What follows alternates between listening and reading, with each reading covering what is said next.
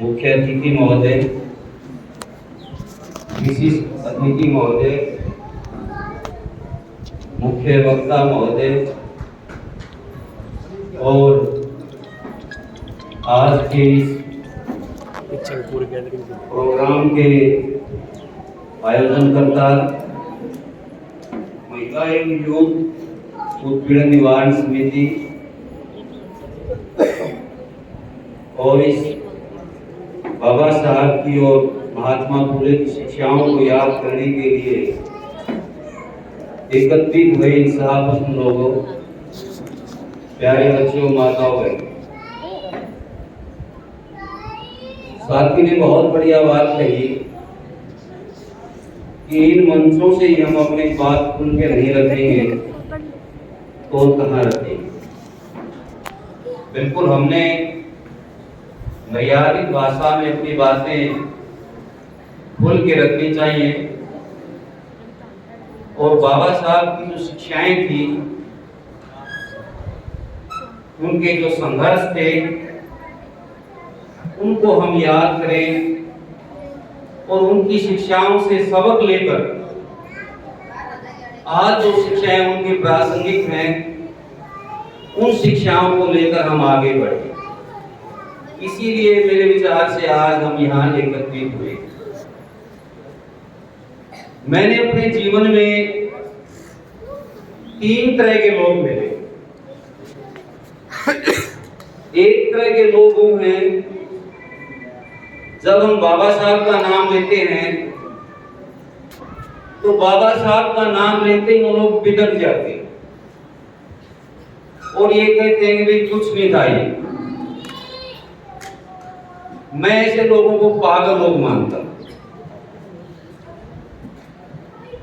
उन लोगों को न तो इस देश के इतिहास का पता, न इस देश के समाज का पता,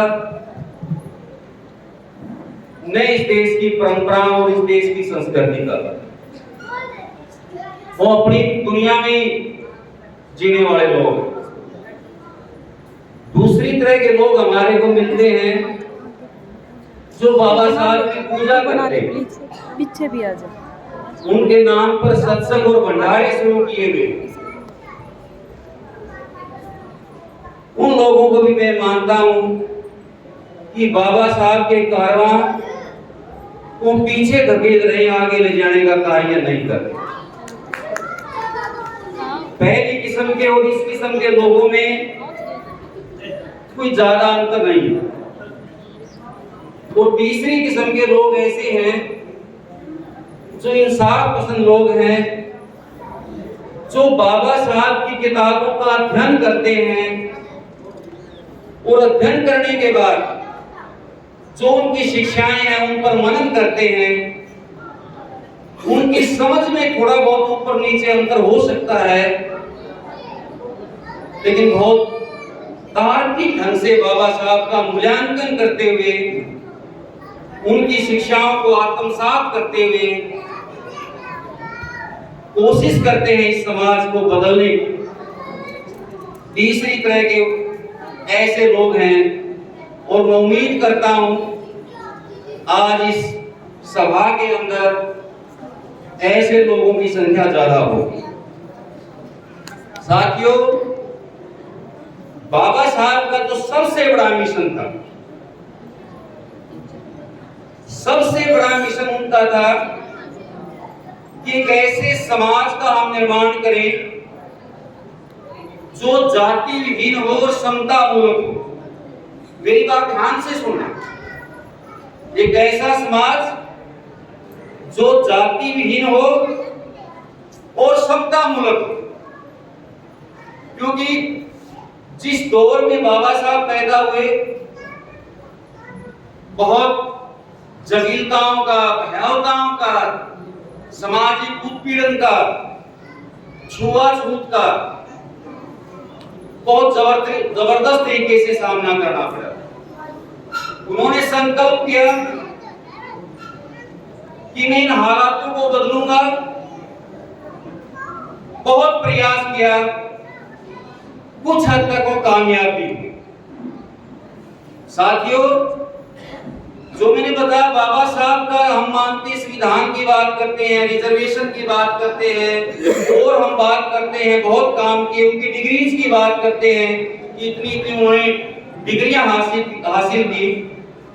लेकिन जितना मेरा अध्ययन है वो ये बताता है कि बाबा साहब का सबसे बड़ा जो कार्य था वो इस समाज से जाति उन्मूलन का कार्य था।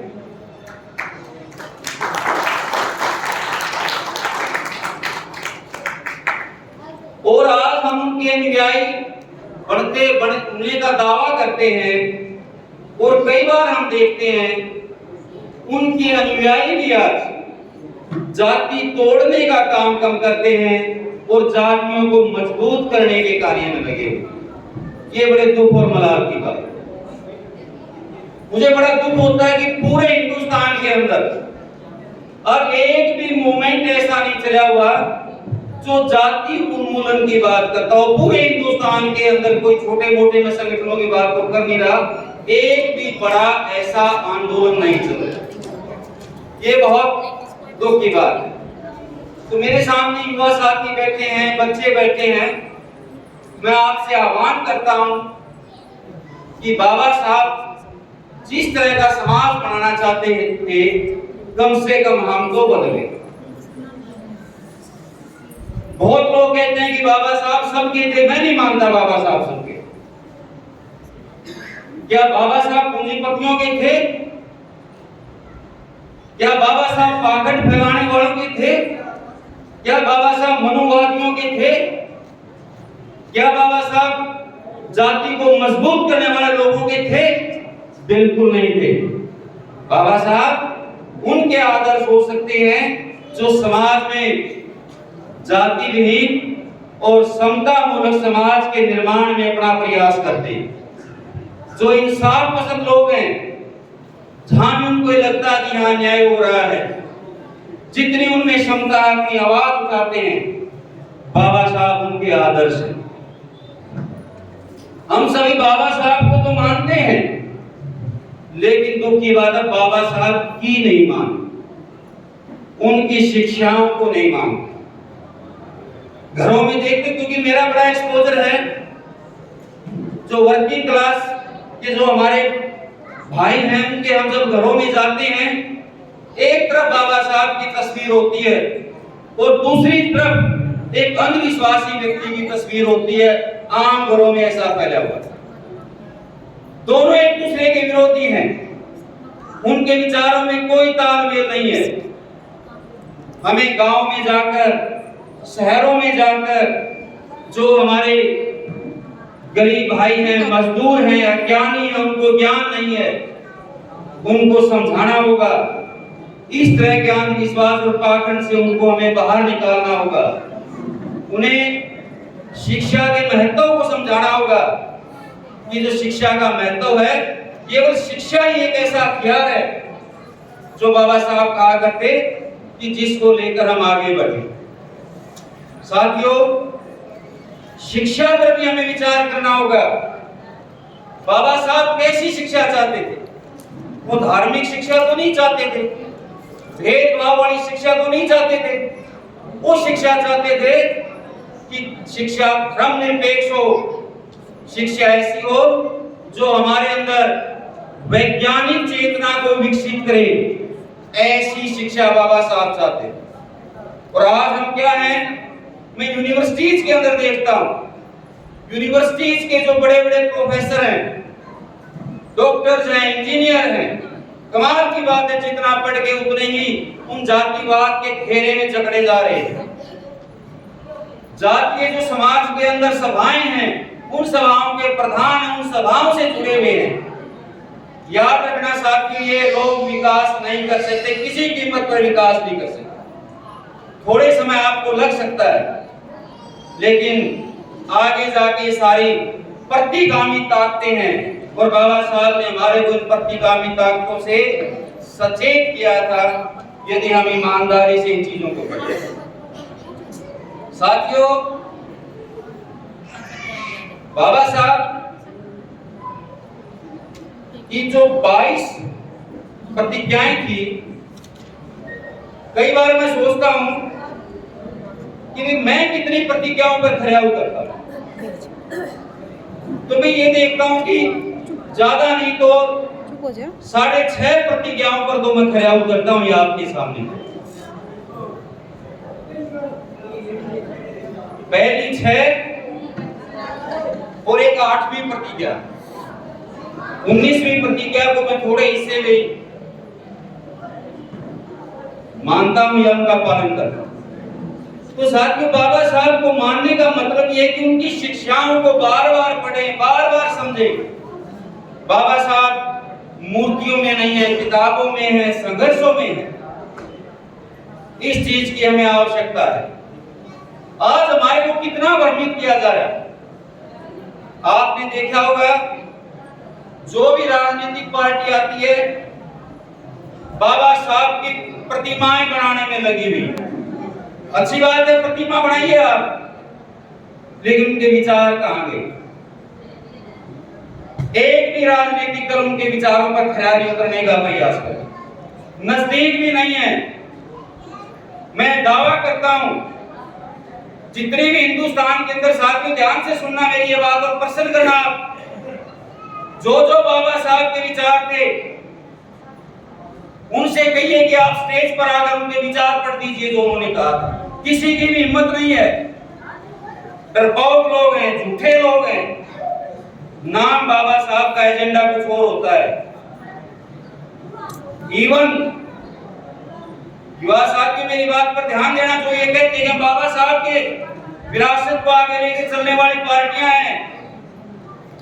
बाबा साहब का जो असली मिशन था, जाति उन्मूलन, एक छोटी पुस्तिका 35-36 पेज की सभी को पढ़नी चाहिए, एनिहिलेशन ऑफ कास्ट, आपको पता चलेगा।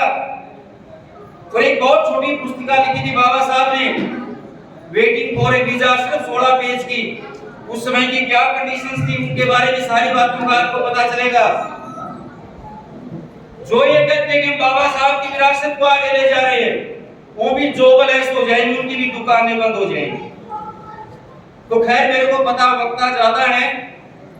मैं अंत में यहाँ जितने भी इंसाफ पसंद साथी हैं उनसे यही गुजारिश करता हूं, कृपया बाबा साहब को पढ़ना शुरू कर दीजिए।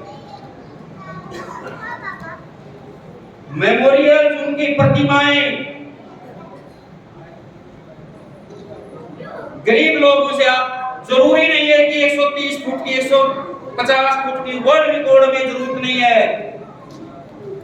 उनकी प्रतिमाओं से प्रेरणा लीजिए। पूजा की जरूरत नहीं, हमें प्रेरणा की जरूरत है।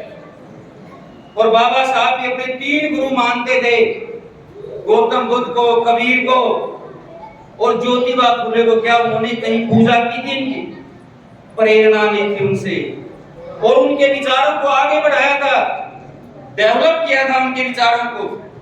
तो साथियों, जैसे बाबा साहब ने कहा था कि जहां मैंने कारवां अपना छोड़ा है उसको आगे भी नहीं ले जा सके, कम से कम पीछे तो मत धकेलिए।